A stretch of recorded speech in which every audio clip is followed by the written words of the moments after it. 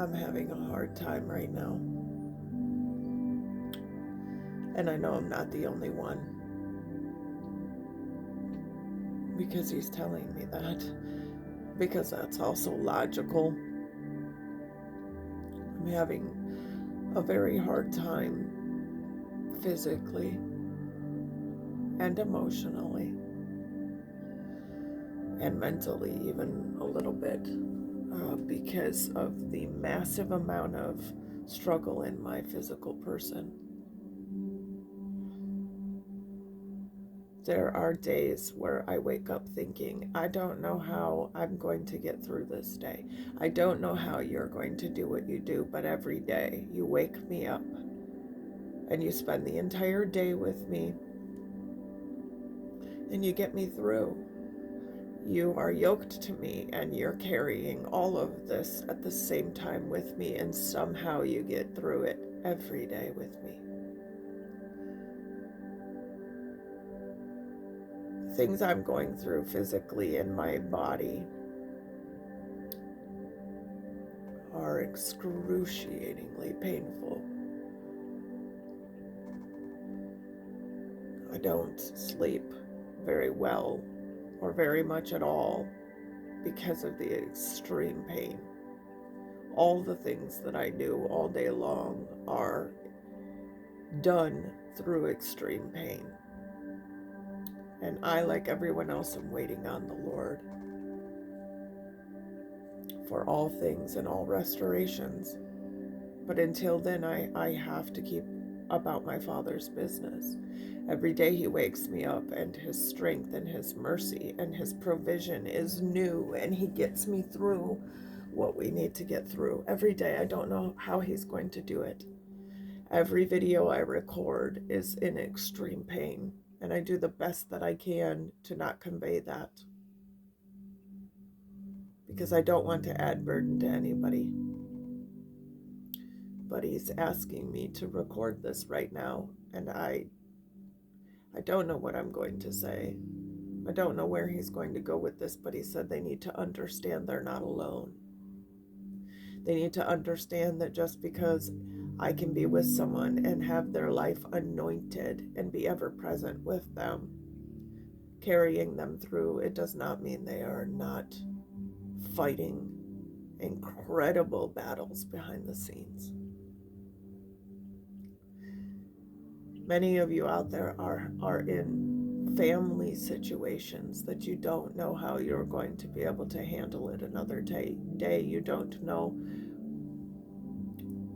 know how you're going to find that strength in God or with God for what you're facing in your very lives, but somehow you make it another day with him. Somehow you get through, and somehow with him you're able to do something that helps or encourages someone else. He does not forget that. He does not take that lightly.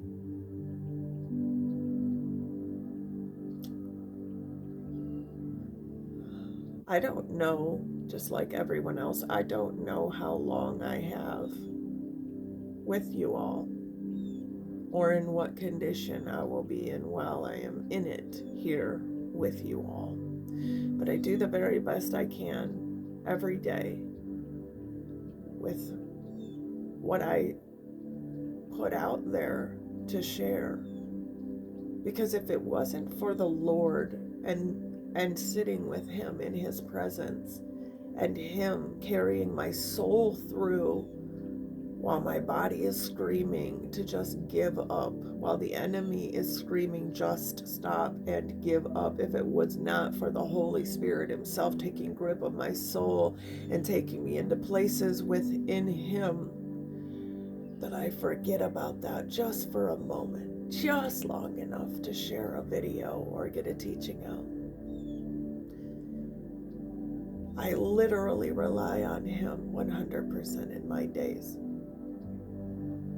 And I've said to him, I don't know why I go through this, but others don't. And he keeps telling me they have a different mission. I'm accomplishing a different thing in them. Some I have to provide for others when they can't. And he has provisions, he means all different kinds of provisions. He very much provides himself to us through our brothers and sisters. So through me, I bring you what I can bring you of him through me, and you all bring what you can to me of him through you. And that is how we all get through this life, jointly fit together. I release what I release because I'm trying to use every day that I have to the value of not wasting his time, your time, or my time that he's given me here, because I don't know how much time I have left with you all here, or in what condition.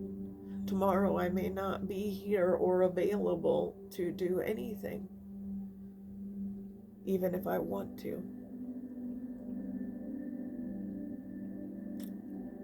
The laborers are very few who are laboring with the Lord to bring about what he wants into this realm. The laborers that are able to teach what they have received freely from him and turn around and give it back out to the best of their ability are very few.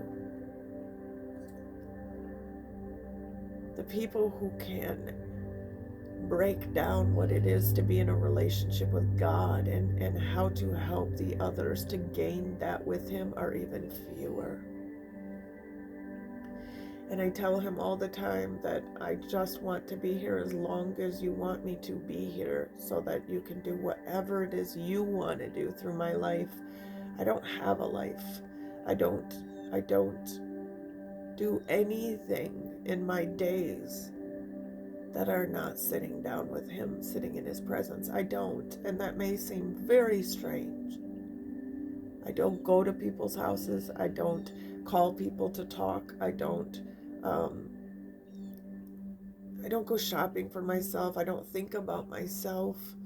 When your body is screaming out pain and suffering, you go into that place within and you spend time with him. He is the real refuge and high tower. He is that place I'm safe. And in him, I lose track of what's happening in my body. At least better than I am if I'm minded on it, that is for certain. And I scribe with him all day long. I just sit and I write, because when I sit with my fingers at that keyboard, he's writing through me, and I focus on him, and I have zero idea what I just wrote until I go back and read these things. And for 7-8 hours a day at times, I don't speak at all out loud. I don't engage with another human being. It's literally him all day. And maybe that's very strange to most people. But I can tell you this, even though my outward man perish, and even though he slay me daily, my inner man is more alive and exuberant than it's ever been. And he is ever present with my life and with me than he has ever been allowed to be in my life before, because now I'm focusing everything on him. I couldn't make it another day if it wasn't for him. I couldn't even pay to have a Zoom subscription or this internet to put these things up if it wasn't for other people providing for me. I have zero income. I don't have health insurance. I'm not going to doctors anymore. They got me nowhere and helped me in no way, shape, or form, and I just kept getting worse and worse. So I would rather go sans-free pharmacia to the best of my ability, save some ibuprofen that I take, than to ever be in that state again, where I'm scared that I'm going to run out of a prescription that just masks what's going on, never fixes it anyway. He asked me to face death head on about 6 years ago. to give up running to man and man's modalities down here to save my life, to save my flesh. And in that, he's saving my life. He's saving my inner man. He's pulling it from bondage. He's pulling it from fear. I'm not scared about what's going to happen to me. I'm not scared about what's happening to me. I'm very sad that I cannot be in a better physical state for everyone right now, for God, for me, for you. But I know there's a reason, and I know that he doesn't put everyone through this. And I know that I can help people on the other side of it. I know someone else is going to be going through it, and I'll be able to say, look back at my videos. I was in excruciating pain, but look at God. Look at God show up so strong right there and speak to you all and love you. I have to live in that place. And if I don't live in that place, the enemy gets some kind of a strong voice in my life telling me to quit and to give up and to die. And the words he spoke to me twice before this video was, don't you give up. And then it was reiterated through a dear brother. I don't plan on giving up. I don't plan on watching the enemy win in my life in any way, shape, or form. But I am fighting unseen battles that most people are completely unaware of. That God just said would take a lesser man out.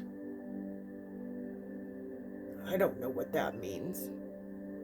I'm not in everybody else's lives, but I know what I've been through. I know what it is like to go through childhood abuse. All manners of. I know what it's like to lose all your friends. I know what it is like to not be able to accomplish worldly wisdom in worldly colleges or education, because there was always something going on with your body or your finances. I know what it is like to be dirt poor. I know what it's like to have no money and have holes in your undergarments. I know what that's like. I know what it's like to be criticized. I know what it's like to have everyone pick out all your faults. I know what it's like to lose your health and your looks. I know what it's like to lose vanity. Though my outward man perish.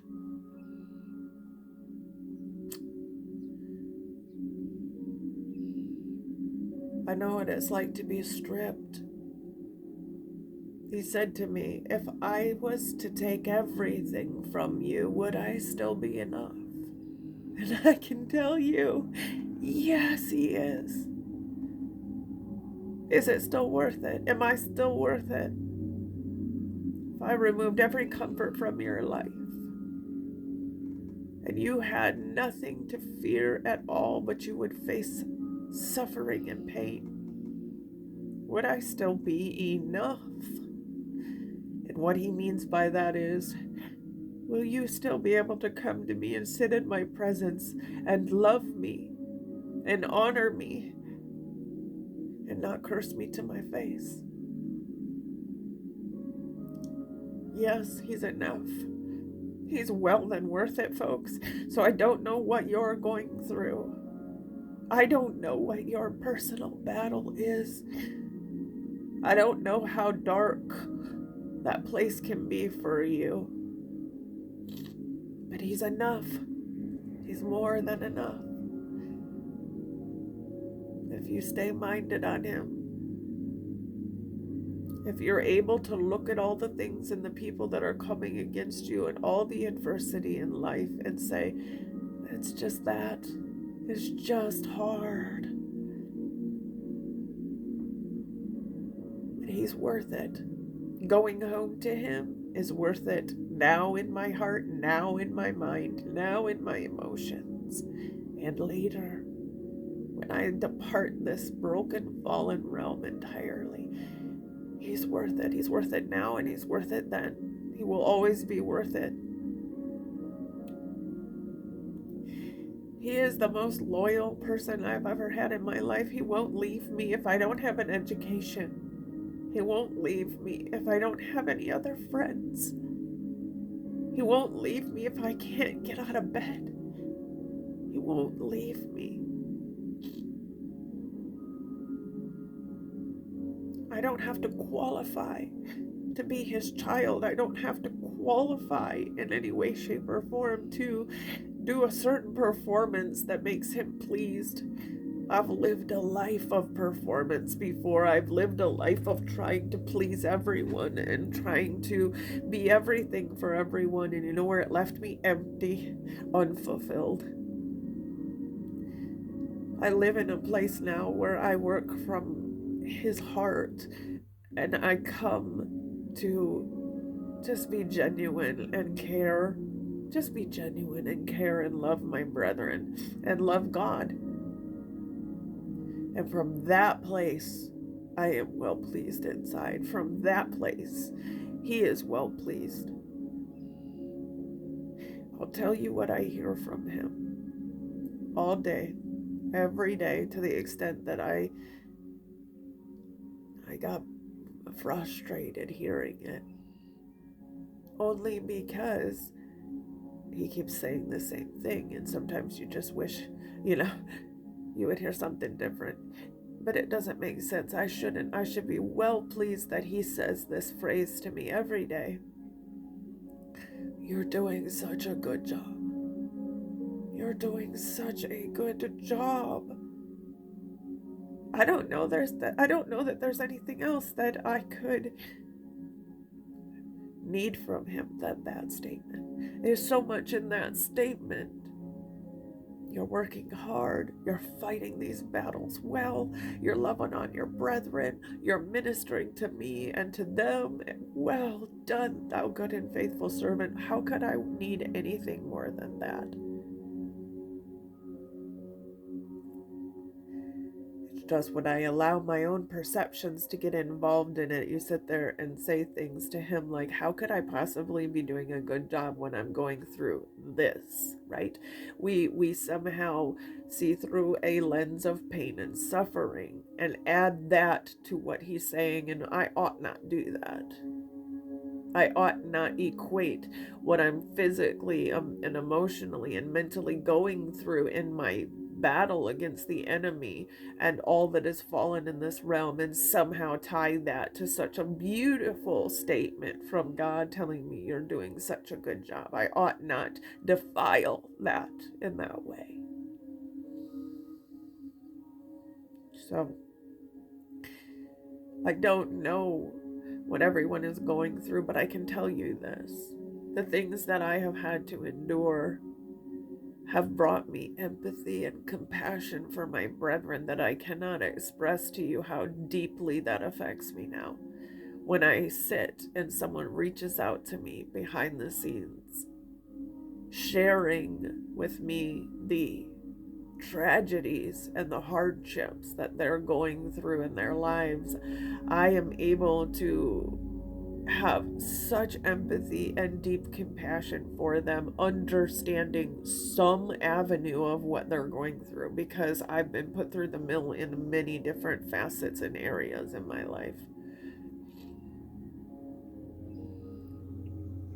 Someone was saying to me, I don't know why I'm not suffering in these ways that you are. And I could sense that they felt a little bit like, why not, God? Like, what's different about me? Why am I not? As if that were something wrong.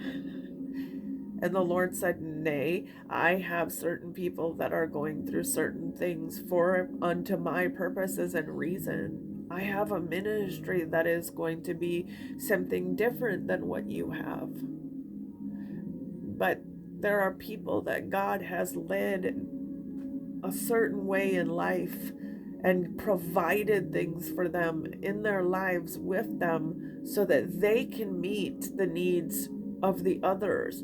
I have gone through great suffering and pain, and I can meet those needs in others. I can address and meet them right there in that place, and they understand that I understand what that's like, and can share with them how God helps. And someone else has great wisdom, and they have health, and they have the ability to work and to help support financially someone else, or encouraging words, or strength to carry them in intercessions unto the Lord that we can't, because we just don't have the strength, because we're facing so much pain and suffering and doing everything we can, that the last person we reach out to talk to God about is ourselves. So there are other people that can meet our needs in those areas. So if anyone is listening to this thinking, I don't have finances to help Janet with, or I don't have wisdom or counsel that I can give to her in this, or yeah, but you know what, you might have time. You might have time to just talk to him about helping wherever I need my needs met, helping to restore the areas in my life. You might have time to just reach out with your heart and talk to him. Do you know that he's been bringing up the intercessors like myself, ministers, priests, unto him? Need you all to intercess for us. He needs intercessors to have other intercessors that pray for them, that reach out to him, because he said, like the Verizon wireless map that we all know from television, you see the little lights that shine and ping from all around the United States, or wherever your country is, or whatever map you can think of with little dots on it. Every time one of us engages for the same topic over the same person with our hearts, he combines all those prayers and people together, and that's a force to reckon with the enemy in this realm. That is a judicial decree that he can stand behind legally and do something. So when you think you can't do anything else, pray. Pray for someone. You're going to get to his domain in heaven someday, and he is going to show you how much that was able to move mountains with you just opening your heart and praying. One of the greatest things he ever did was his life with the Father, and I'm doing my best to work on writings with that now, because he's asked me to talk about David's tabernacle and then talk about what do you think it is to be in Yeshua's tabernacle. And now that is like also like what was God's person like in Yeshua, in Jesus, right, in his life here. But it also is to talk about what was his prayer life like when he tabernacled with the Father. So for a moment, imagine that. What could we see if we could really see into his interactions with the Father? He's given me glimpses of that in my life. He's given me glimpses of what it was to be absolutely crushed and raw and honest behind the scenes with the Father, and how much the Father was able to carry him through. I hope I do some kind of justice to that in my life, because I by no means am carrying what he carried. He carried everyone's sentences upon himself. Now you can just think of that legally, and it would be such a shame to do so. It would be such a travesty to only see him carrying the legal sentence. He literally carried our crimes upon him, meaning he had to face the things that we have to face, but he did it flawlessly between him and the Father, to the extent that when he was fighting off the bad thoughts or the physical lustful manifestations that tried him, he sweated blood in resistance. I have yet to see myself do that physically, right? But he has given me a taste of what he suffered. At some point, physical pain was put upon him, whether it was right at the cross or at the whipping post or any other time. At some point, emotional and mental trials and suffering was applied to his life at some point. And he is the most compassionate being I've ever met. So I'm learning a lot in the state that I'm in. Even if I don't know how I'm going to go on another day, even if I don't know if I will, if that will take place, or if, when, how, to what extent he's going to heal me. Will he heal me by taking me home? Because you know he does do that. He does set people free in that way. Will he heal me here? Will someone speak over my life or lay a hand on? Will he send an angel? Will he show up in the room? Will I just be out of it 1 minute in pain and suffering, and then the next minute completely restored out of nowhere? I don't know. And I don't know how he's going to come through for you either. But you have two choices, just like me. You have the choice to sit and wait upon him, believing that he has that expected and hopeful end for you, that thing he has been working on to finish your ending better than your beginning. Or you have the choice to doubt and to be without hope, incredibly saddened, depressed, and in doubt that he would do that. And I just don't want to stay there. I'm presented with that. Don't get me wrong. The enemy throws things at me all day long. So does the flesh screaming at me, everything it's going through. But I have the choice of where I reside, in positive or negative, in hope or in doubt, in belief and faith, or in unbelief and lack of faith, lack of trust.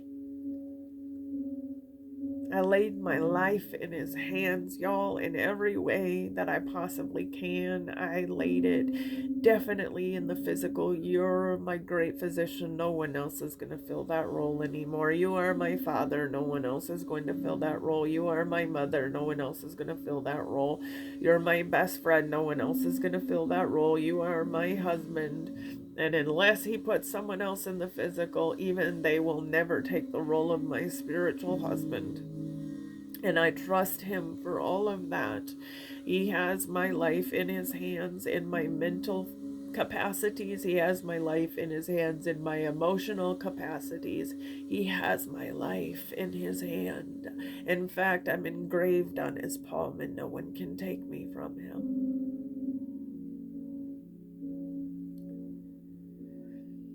That doesn't mean it's easy for any one of us. It does not. But it does mean that he's there, and all of it. He is right there to carry us through. He is right there to feel every sensation you're feeling and every thought. He's in there. You're not alone. I'm not alone. And so I'm recording this first to listen to myself and decide whether we're going to do anything with it. But to be reminded that this life is very difficult here compared to what it will be like in heaven, and compared to what it will be like in the new earth. But he doesn't do anything by accident, and the things that are happening will be used and redeemed for good. Somehow he works this all out in the end, to where everything we went through had its purpose. He wastes nothing. Nothing. Pain and suffering even is not wasted in the end. So please don't give up today. Don't give up.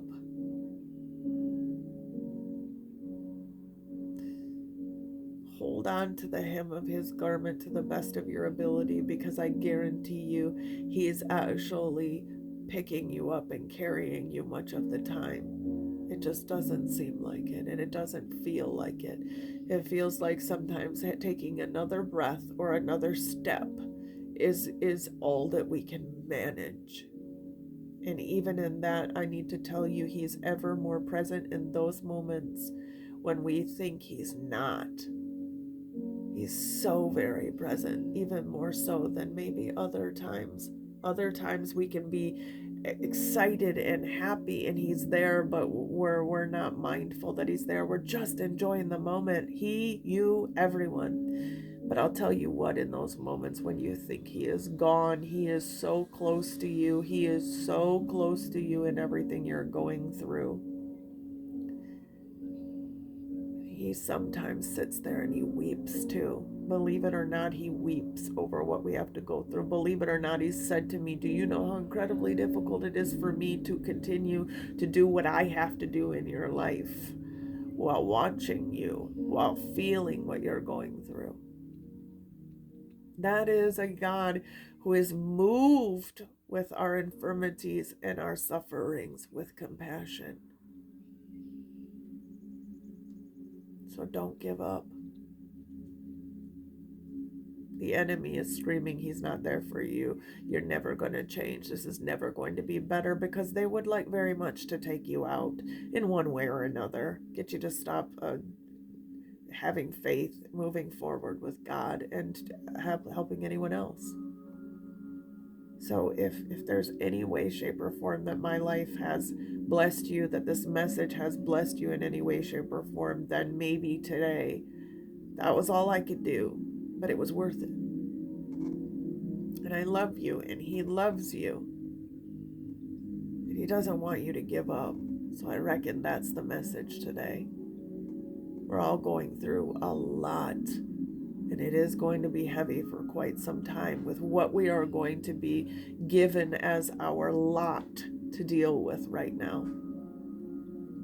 But I promise you there's another side of it. He promises me that these videos and the people I share these truths with, that you guys are my receipt. Meaning, on the other side of this, when he shows what it was all about and how it all worked out and how things are completely different now, it is all a receipt to prove that he is good, that we have an expected, hopeful end, a future, and that he does finish that good work. And it is all to our good, working all things to our good, to those who love God. So hang in there with him today. Even if it's by the hem of his garment, hang in there today. Because he is with you, and he's not giving up. And if he's not going to give up, then the least we can do is the best effort to hang in there with him and to say, then I'm not giving up. Even if I cry, even if I break, even if I say things that I may regret to you, in raw honesty, in the moment that I am having a difficult time, I will regroup with you. You will get me through. I do have people praying for me. You are interceding for me, Yeshua, unto the Father. I have help. I have help. If I could do nothing but encourage you with that today, then it was well worth it for me. It was well worth it for me. And I love you very, very much.